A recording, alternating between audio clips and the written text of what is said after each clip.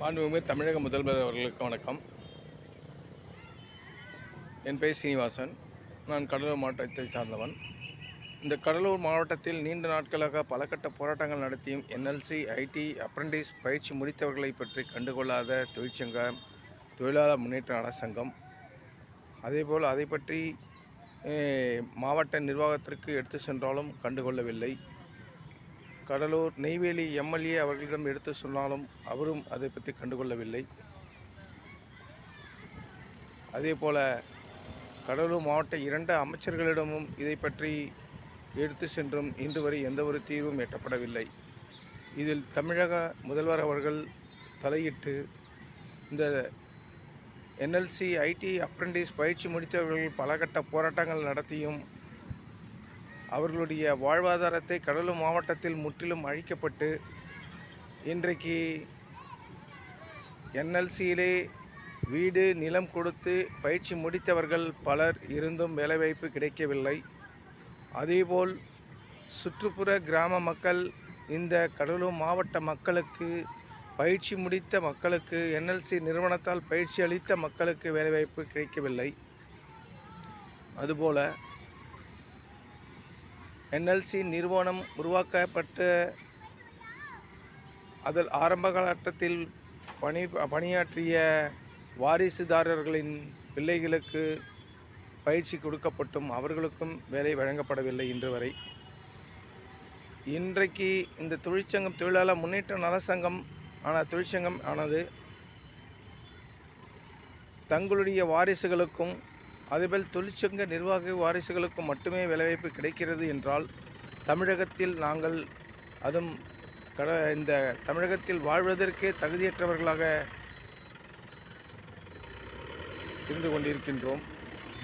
எங்களுக்கு இந்த வேலைவாய்ப்பை 24 ஆண்டுகளாக உங்களுக்கு வேலைவாய்ப்பை பெற்று தருகிறோம் என்று கூறி இன்று வரை எந்த ஒரு அரசியல் கட்சி தலைவர்களும் எங்களுடைய பற்றி பேசுவதும் கிடையாது.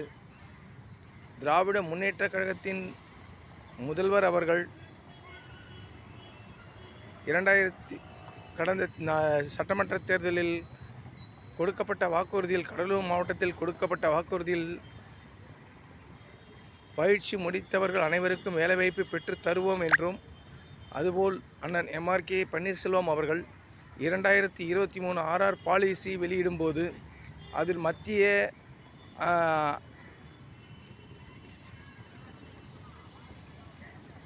மற்றும் மாநில அரசு அதிகாரிகள் மற்றும் MLAக்கள், MPக்கள் போன்றோர் இருந்தனர். அவர்கள் முன்னிலையில் என்எல்சி, ITI, அப்ரண்டிஸ் பயிற்சி முடித்தவர்கள் அனைவருக்கும் இந்த நிறுவனமானது வேலைவாய்ப்பு வழங்கப்பட வேண்டும். இது உத்தரவு போடும் இடத்தில் நாங்கள் இருக்கின்றோம். என்எல்சி சேர்மன் அவர்களும் டைரக்டர் விக்ரமன் அவர்களும் இந்த என்எல்சி பயிற்சி முடித்தவர்கள் அனைவருக்கும் வேலைவாய்ப்பை வழங்கப்பட வேண்டும் என்று அவர் வாக்குறுதி அளித்திருந்தார். அந்த பேச்சில் அவர் பேசும்போது அனைவரும் ஆன்லைன் மூலமாக மத்திய அரசு நிர்வாகிகளும், மாநில அரசு நிர்வாகிகளும், தொழிற்சங்கவாதிகளும், கலெக்டர்களும், எதிர்க்கட்சி தலைவர் பொறுப்பாளர்களும் பலர் இருந்த இடத்தில் அவர் இதுபோல் வாக்குறுதி அளித்து என்எல்சி RR பாலிசி 2023 அந்த பதிவை கொடுத்திருந்தார்.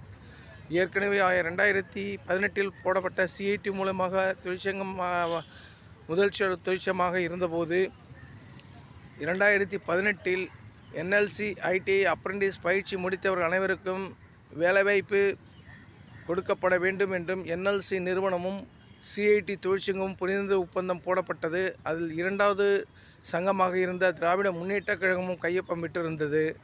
அந்த ஒப்பந்தம் இன்று வரை அமல்படுத்தப்படாமல் உள்ளது. கடலூர் மாவட்ட மக்களை முற்றிலும் சீரழித்து கொண்டிருக்கின்ற இந்த என்எல்சி நிறுவனத்தை தமிழக அரசு தலையிட்டு எங்களுடைய வேலைவாய்ப்பை பெற்று தருமாறு என்எல்சி அப்ரண்டிஸ் சார்பாக கேட்டுக்கொள்கின்றேன்.